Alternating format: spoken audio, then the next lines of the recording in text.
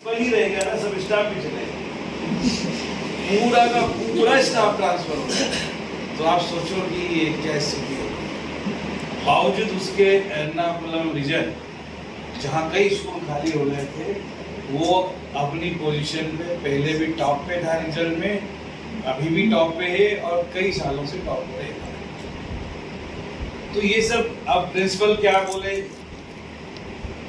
ऐसा अगर निकल जाए कि सब कुछ चला ही गया तो फिर बाकी लोग जो है नाव में ये भी साथ छोड़ने भाग जाएंगे, है ना। ऐसा होता है कि अब प्रिंसिपल वो सेनापति होता है कि जब अपने पक्ष के जो मजबूत साथ देने वाले लोग साथ में मान लो किसी भी वजह से न रह पाए, तो जो लोग उपस्थित है उनकी सहायता से वो सारे काम करके दिखाए और उनके अंदर वो आत्मविश्वास और उनके अंदर वो भरोसा करें कि वो ये कर सकते। और ये एक नॉर्मल प्रोसेस है केंद्रीय विद्यालय में। देखो सभी, अब मैं आया हूँ, मैं सोचूं मैं यहीं रहूँ 6, 7, 8, 10 साल तक, ये भी पॉसिबल नहीं है। केवीएस भी हमें नहीं रहने देगा, है ना। मैक्सिमम 5 साल 6 साल, उसके बाद केवल कोरोना का टाइम ऐसा था जिसमें कई लोगों को 6 साल 7 साल हुए, अदरवाइज तो प्रिंसिपल भी एग्जैक्ट 5 साल के बाद ट्रांसफर कर दिए जाते हैं। 1-2 साल ज़्यादा कम का रहता है और ये परिवर्तन होना जरूरी होता है। और जब परिवर्तन होता है तो परिवर्तन में कुछ दुखदाई अवश्य होता है, क्योंकि परिवर्तन पॉजिटिव के लिए हो या निगेटिव के लिए हो, वो हमेशा कष्टदायी होता है।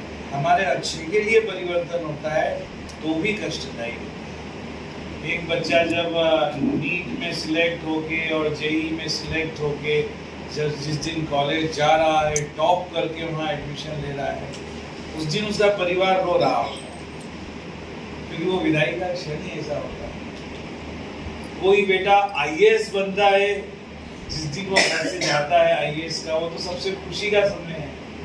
लेकिन उस समय भी जो पिता होता है ना, उसको तब भी वो बच्चा ही दिखाई देता है, वहाँ आईएएस नहीं दिखाई देता है। उसके मन में कभी कभी यार मेरा बच्चा जो है, इसने कभी परिवार नहीं संभाला, कहीं 4 लोगों ने पूरे जिले का नेतृत्व कैसे करेगा, कहीं ना कहीं भरोसा भी होता है। लेकिन जब वो जाता है तो माँ की आंखों में रोने आंसू। हम लोग भी जब गए थे तो अभी तो हम कहाँ हमारा इतना बड़ा पोस्टिंग में इतनी दूर आए, कुछ लोग जरूर आए कि 2-2 हज़ार किलोमीटर दूर ऐसी जगह जहाँ के बारे में ना हम जानते हैं, न जहाँ के मौसम का हमें ज्ञान है, न जहाँ की भाषा का हमें ज्ञान है। और भयंकर बारिश में अपना लेटर तैयार करके, वो भी मुझे ऐसे याद आ रहा है जब मैं अपने घर से अप्रोक्स 2100 किलोमीटर दूर गुवाहाटी से भी 200 किलोमीटर दूर अरुणाचल की बॉर्डर पे ऐसी जगह पहली पोस्टिंग हुई जहाँ जाते ही हमें ये जो उल्फा मोडो के जो आतंकियों की और सेना की लड़ाई आमने सामने देखने का मौका मिला। ये गोली चला रहे हैं और इनमें मुठभेड़ हो रही है, और किसी बच्चे के पिता, जो स्कूल में जो बच्चा पढ़ता है, उसके पिता जो असम राइफल में थे, उनकी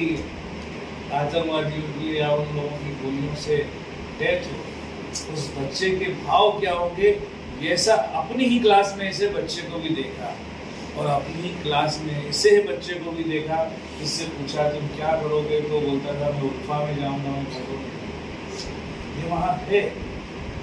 अब तो बहुत सुधार आ गया है।